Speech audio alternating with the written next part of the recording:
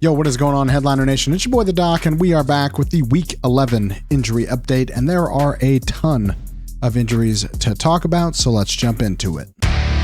Last week, we did more of a rapid-fire theme. I'm going to keep that up this week. It seemed like a lot of people liked it, so here are as many injury updates as I can do in the shortest amount of time possible. We'll start with Lamar Jackson. Now, he has a knee injury, didn't practice on Wednesday. He's coming off of playing all 70 offensive snaps for Baltimore in Week 10. He returned in Week 9, but missed 3 games prior to that with a hamstring injury.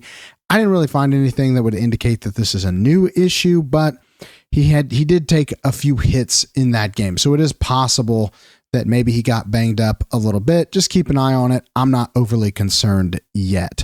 Dalton Kincaid has a hamstring strain, didn't practice on Wednesday. McDermott did come out and say that he expects Kincaid to be week to week with this. I'd be kind of surprised if we saw him play this week.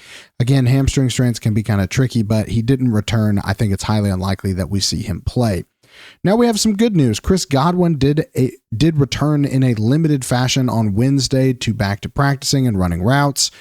The team did say he looked good, but it was a walkthrough, so we're not taking a lot from this. They were also non-contact drills, so I think he's just ramping up. It's possible he returns next week or maybe the week after that.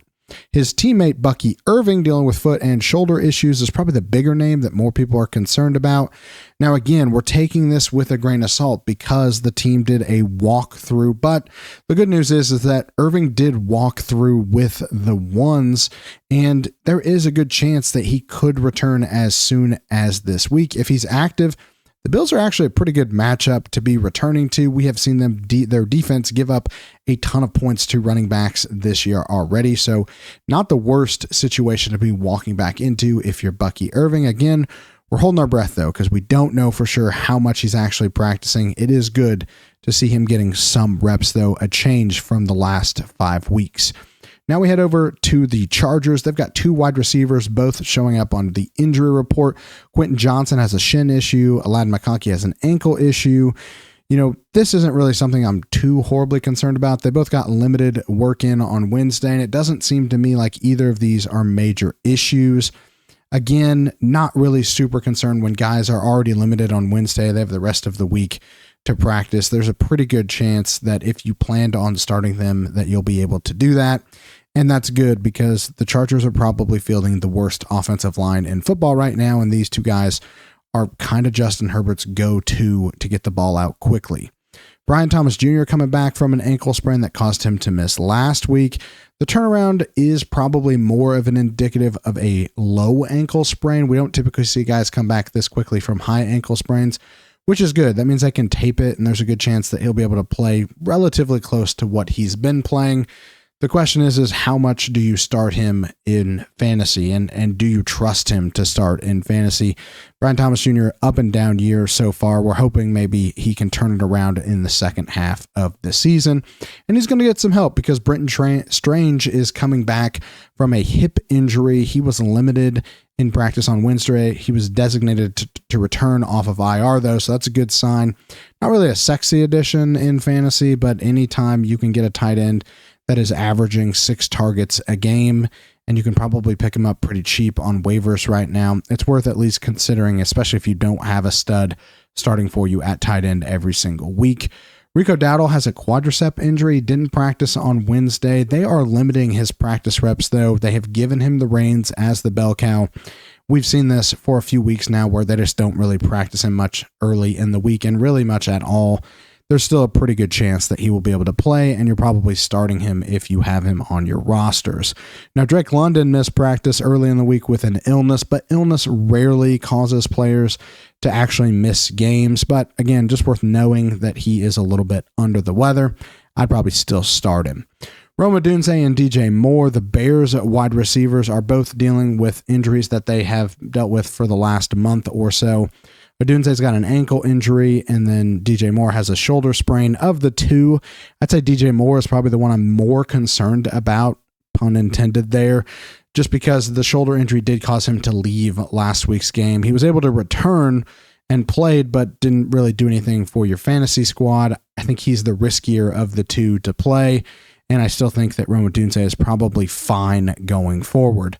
Now, Devontae Adams, he has an oblique strain. It's never really a good sign when you see a guy get injured setting up a route. He didn't even get hit or anything. He was just doing like one of those little juke moves before they break into a route.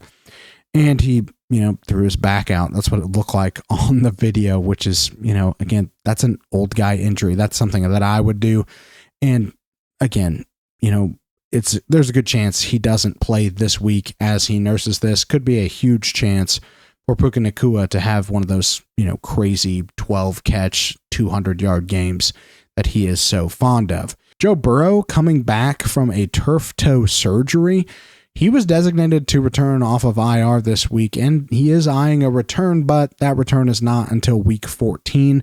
Tough spot for fantasy players, though. Do you trust Joe Burrow coming off of a major injury in the first round of your fantasy playoffs? I'm not really sure that I do, but it's good if you have him in Dynasty and you're pretty weak at quarterback. At least there's a chance he could come back for your Dynasty squads. And, it does sound like we will see him play again sometime this year, but I still think that's with a huge caveat of the team has to win a couple games before he really makes a return and tries to get them back into the playoffs.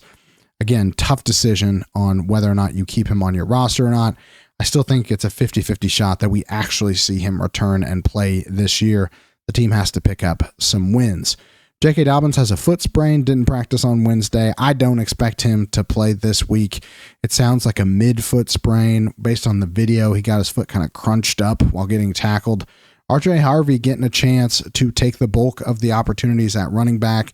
I don't expect them to use him kind of as like a bruiser in between the tackles guy, but I could see Sean Payton using him more like an Alvin Kamara, where he's getting 15 to 20 touches, but it's spread pretty evenly between the run game and the pass game. That is good news if you have RJ Harvey. Would not be afraid to throw him in my flex spot this week. Jackson Dart has a concussion. He's already been ruled out, so I'm not going to spend a lot of time on this, other than it's not surprising to me that Jackson Dart has a concussion and has been ruled out. I think this is like the fourth time they've evaluated him for a concussion this year. His coach got fired. The team is obviously looking to next season. Marvin Harrison Jr. had an emergency appendectomy. He's been ruled out this week. That's just kind of a bummer. I mean, this happens sometimes. Guys get appendicitis and you have to take the appendix out. Again, not something that we're really worried about long term, but not going to be able to play this week. And then finally, Travis Hunter had surgery on his LCL tear. He's already been on IR, but it's just worth knowing this is kind of the same injury that Rashee Rice had last year. It's going to take him about 6 months to recover, so we should see him return sometime before next season, and I think he will be fine. If you don't, or if you want more information, I guess, on LCL injuries, go look at my off-season video from this year on Rashee Rice and why I was still kind of bullish on him. At the time, we didn't know he was going to get suspended, but I was still bullish on him from a health perspective. A lot of that stuff is going to apply to Travis Hunter this year and coming into next year. I want to thank our friends over at Underdog Fantasy for sponsoring this video.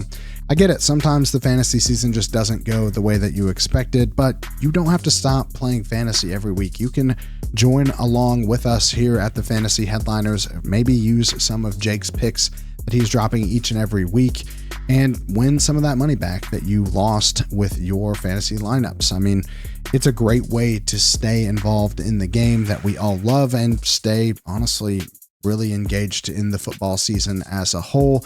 Use the code Headliners when you sign up. Get up to $1,000 in bonus cash when you use that code Headliners and make your first deposit. Again, use the code Headliners and let them know that we sent you.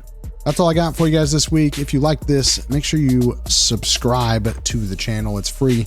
Helps us out a ton. You can like the video, share the video with your friends, share it with your league mates. I don't care. I just want everyone to get this injury information each and every week. And if you want to, hit the join button down below. Become an exclusive member of Headliner Nation.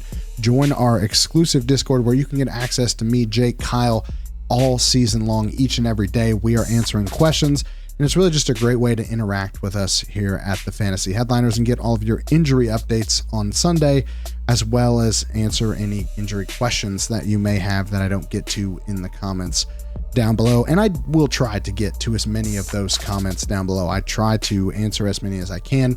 Got a busy life, but I try to make sure that Headliner Nation knows that I love them and that I'm trying my best to get as many of those questions answered. But that's all I got for this week, and we will see you next time. Nation, I'm a headliner.